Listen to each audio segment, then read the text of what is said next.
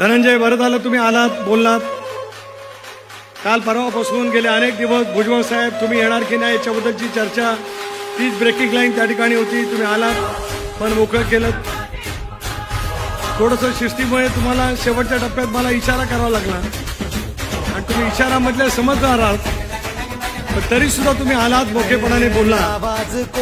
आणि गेल्या महिना दीड महिन्यामध्ये ज्या परिस्थितीमध्ये तुम्ही अनेक गोष्टींना सामोरं गेला त्याच्याबद्दलची सुद्धा मनमोकेपणाची भावना तुम्ही या ठिकाणी व्यक्त केली. आणि हे करत असताना अजितदादांच्या सर्वस्पर्शी नेतृत्वाखाली उद्याच्या भवितव्यामध्ये आणि गेल्या 13 वर्षामध्ये तुम्ही जी काही प्रचंड मेहनत घेतली त्याच पद्धतीने काम करण्याची तुम्ही ग्वाही या ठिकाणी दिली. त्याच्याबद्दल प्रदेशाध्यक्ष म्हणून तुमचे सुद्धा मनापासून या ठिकाणी मी अभिनंदन करू इच्छितो. राजकारणामध्ये वावरत असताना असे क्षण आयुष्यामध्ये येत असतात. आपल्या संयमाची